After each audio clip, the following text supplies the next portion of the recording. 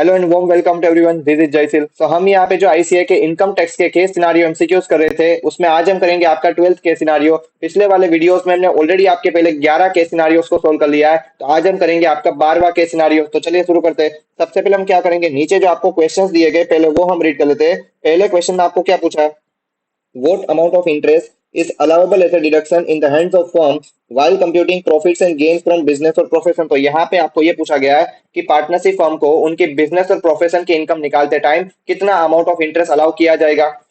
उसके बाद second question में आपको क्या पूछा है, what amount of remuneration not allowable as a deduction in the hands of firm while computing profits and gains from business और प्रोफेशन। तो यहाँ पे आगे आपको ये पूछा है कि उस पार्टनरशिप फर्म ने उनके पार्टनर्स को जो रेम्यूनरेशन पे किया है उसमें से कितना अमाउंट ऑफ रेम्यूनरेशन उनको अलाउ नहीं किया जाएगा, यानी कितना रेम्यूनरेशन उनको डिसअलाउ होगा while computing the PGBP income, वो आपको पूछा गया। ठीक है सर।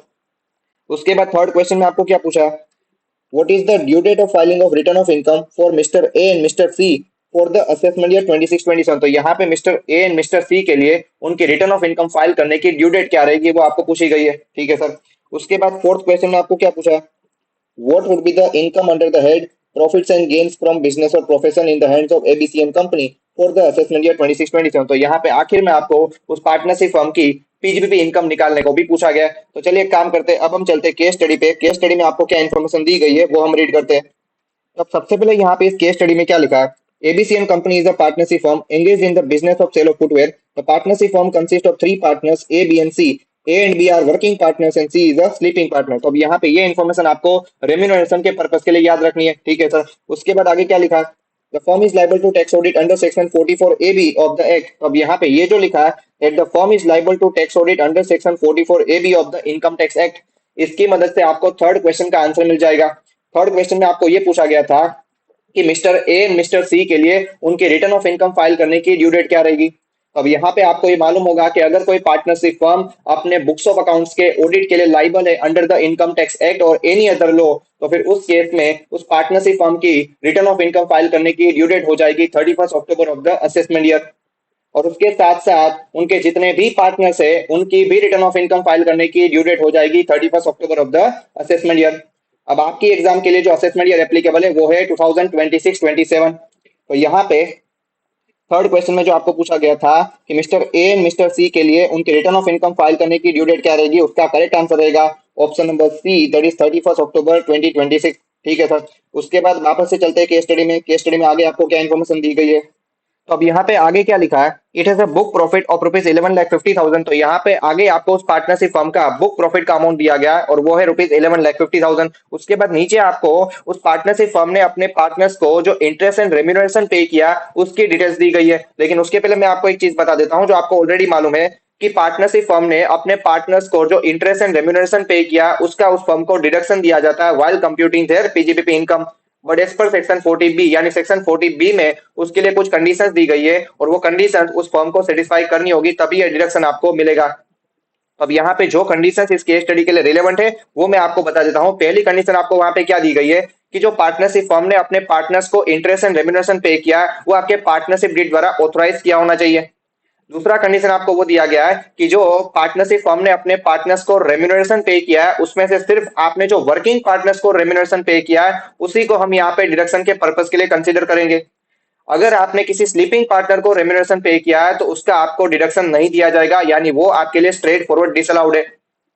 उसके बाद यहाँ पे पार्टनरशिप फर्म अपने पार्टनर्स को जो इंटरेस्ट एंड रेम्यूनरेशन पे कर रही है उसकी मैक्सिमम डिडक्शन की लिमिट क्या रहेगी, तो जो आपने इंटरेस्ट पे किया उसमें से मैक्सिमम इंटरेस्ट आपको अलाउ किया जाएगा up to 12% per annum simple interest के बेस पे।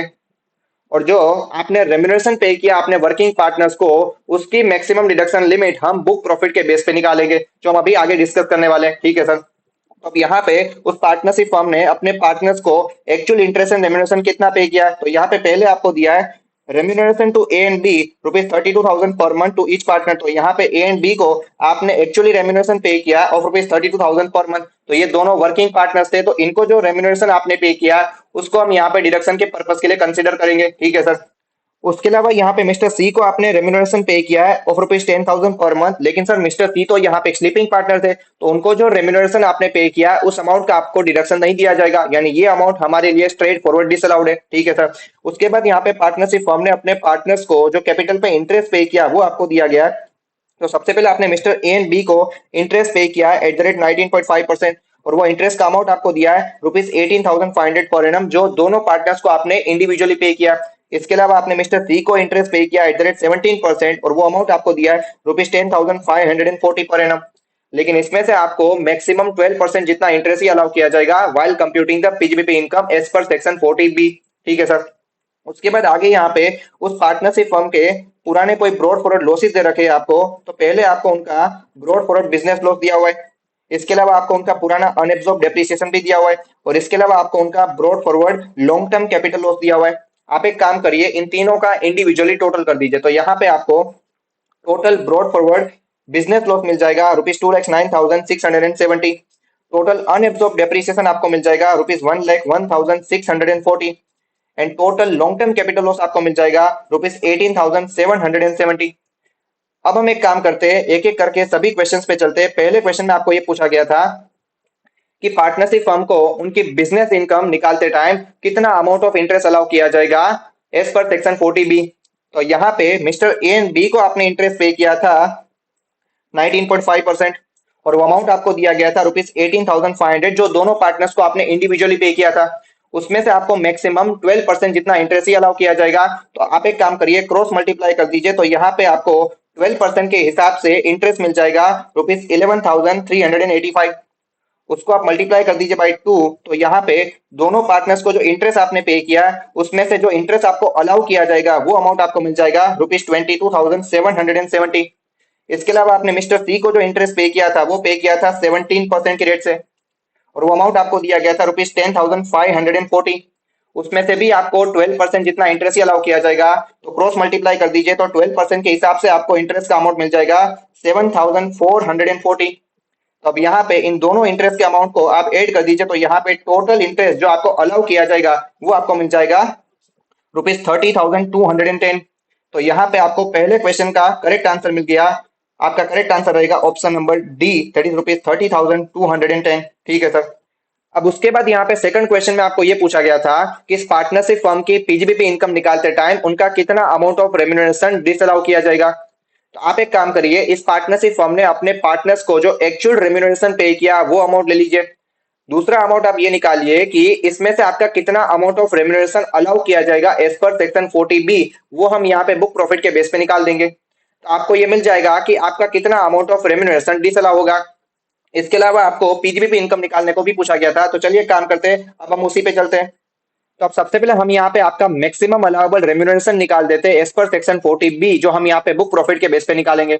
अब यहाँ पे आपको ही मालूम होगा इस वाले पार्ट में पिछले साल से अमेंडमेंट लाया गया। तो आप एक काम करिए, पहले 6 लाख का जो बुक प्रॉफिट है उसका 90% कर दीजिए, उसको आप कंपेयर करिए बाई ₹3 लाख, और इन दोनों में से जो हायर अमाउंट रहेगा वो आप आगे कंटिन्यू करिए।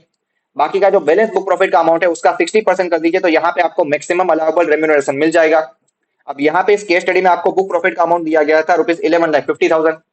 तो उसमें से पहले 6 लाख का जो बुक प्रॉफिट है उसका 90% कर दीजिए, तो वो अमाउंट आपको मिलेगा ₹5,40,000।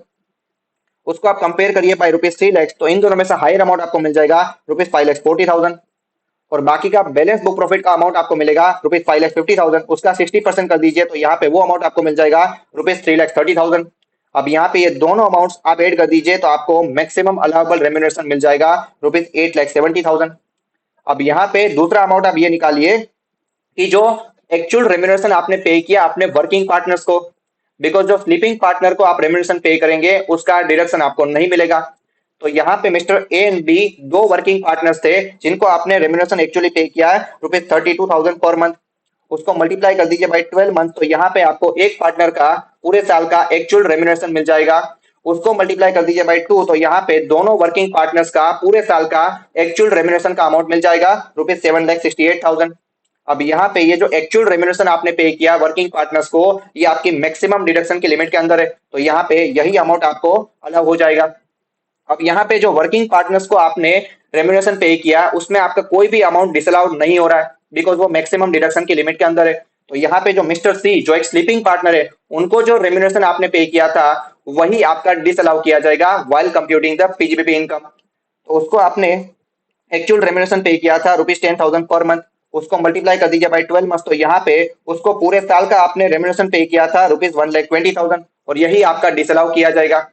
तो यहाँ पे आपको सेकंड क्वेश्चन का करेक्ट आंसर मिल जाएगा, जिसमें आपको ये पूछा गया था कि आपका कितना अमाउंट ऑफ रेम्यूनरेशन डिसअलाउ किया जाएगा while computing the PGBP income. तो उसका करेक्ट आंसर रहेगा option number A, that is ₹1,20,000। उसके बाद हमें यहाँ पे आखिरी क्वेश्चन में उनकी पीजीबीपी इनकम निकालने को भी पूछा गया था, तो चलिए वो भी हम निकाल देते हैं।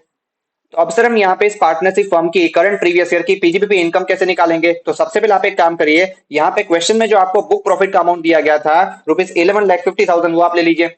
उसमें से आप लेस कर दीजिए कि जितना अमाउंट ऑफ रेम्यूनरेशन आपको अलाउ किया गया एज पर सेक्शन 40B, वो हमें यहाँ पे मिला था ₹7,68,000, वो आप माइनस कर दीजिए। तो यहाँ पे आपको इस फर्म की करंट प्रीवियस ईयर की बिजनेस इनकम मिल जाएगी ₹3,82,000। अब इसके अलावा हमें यहाँ पे केस स्टडी में इस फर्म का ब्रॉड फ्रॉड बिजनेस लॉस दिया गया था, तो ये ब्रॉड फ्रॉड बिजनेस लॉस आप करंट प्रीवियस ईयर की बिजनेस इनकम के सामने सेट ऑफ कर सकते हैं, तो वो सेट ऑफ कर दीजिए। तो हमें यहाँ पे total brought forward business loss का अमाउंट मिला था ₹2,09,670। तो अब आपको इस फर्म की करंट प्रीवियस ईयर की नेट बिजनेस इनकम मिल जाएगी ₹1,72,330।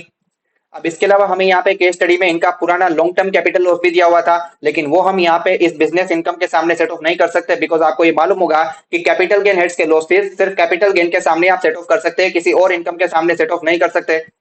लेकिन सर इसके अलावा हमें यहाँ पे क्वेश्चन में इनका पुराना अनएब्सॉर्ब डेप्रिसिएशन भी दिया गया था, तो क्या वो हम यहाँ पे माइनस नहीं करेंगे? आंसर इज नो, बिकॉज यहाँ पे क्वेश्चन में जो आपको बुक प्रॉफिट दिया गया है, जो आपके मैक्सिमम अलाउबल रेम्यूनरेशन को निकालने के लिए यूज किया जाता है, वो बुक प्रॉफिट में आपका अनएब्सॉर्ब डेप्रिसिएशन ऑलरेडी माइनस हो चुका है, तो यहाँ पे वापस से आपको लेस नहीं करना है। तो चलिए काम करते हैं, आपका ये बुक प्रॉफिट कैसे निकाला जाता है वो भी हम यहाँ पे डिस्कस कर लेते हैं। तो आपको क्या करना है, आपको इनकी करंट प्रीवियस ईयर की पीजीबीपी इनकम निकालनी है by making all the adjustment, यानी जो खर्चा आपको अलाउ हो रहा है उसका डिडक्शन ले लीजिए, इंक्लूडिंग आपका करंट प्रीवियस ईयर का डेप्रिसिएशन का डिडक्शन भी आ जाना चाहिए, और जो भी इनकम आपकी टैक्सेबल हो रही है अंडर द हेड पीजीबीपी वो ले लीजिए। इसके अलावा आपने अपने पार्टनर्स को जो एक्चुअल रेम्यूनरेशन पे किया या फिर वो जो अमाउंट पेएबल है, वो अमाउंट अगर पीएनएल के डेबिट साइड आपने डाला हुआ है तो वो वापस से आप एड बैक कर दीजिए, बिकॉज कितना अमाउंट ऑफ रेम्यूनरेशन आपको अलाउ किया जाएगा वो तो हम यहाँ पे सेक्शन 40B के हिसाब से बुक प्रॉफिट के बेस पे निकालेंगे ना, ठीक है सर। और इसके अलावा यहाँ पे आपको एक चीज लेस करनी है, दैट इज आपका अनएब्सॉर्ब डेप्रिसिएशन, यानी जो पुराना अनएब्सॉर्ब डेप्रिसिएशन आपको दिया हुआ है वो यहाँ पे आप माइनस कर दीजिए, तो यहाँ पे आपको बुक प्रॉफिट मिल जाएगा। अब यहाँ पे आपको एक चीज याद रखनी है कि बुक प्रॉफिट निकालते टाइम सिर्फ आपका अनएब्सॉर्ब डेप्रिसिएशन ही माइनस किया जा रहा है, आपके brought forward business losses minus नहीं किए जा रहे, या फिर किसी और हेड्स का लॉस माइनस नहीं हो रहा है, सिर्फ अनएब्सॉर्ब डेप्रिसिएशन आपको माइनस करना है, ठीक है सर। तो यहाँ पे हमें जो बुक प्रॉफिट क्वेश्चन में दिया गया था उसमें आपका अनएब्सॉर्ब डेप्रिसिएशन ऑलरेडी माइनस हो चुका है, तो वापस से आपको माइनस नहीं करना है, तो सिर्फ आपका brought forward business loss set off करने के बाद आपको इनकी करंट प्रीवियस ईयर की नेट बिजनेस इनकम मिल जाएगी ₹1,72,330। तो अब यहाँ पे आपको फोर्थ क्वेश्चन का आंसर मिल जाएगा, जिसमें आपको इनकी करंट प्रीवियस ईयर की पीजीबीपी इनकम निकालने को पूछा गया था, तो आपका करेक्ट आंसर रहेगा option number B, that is ₹1,72,330, ठीक है सर।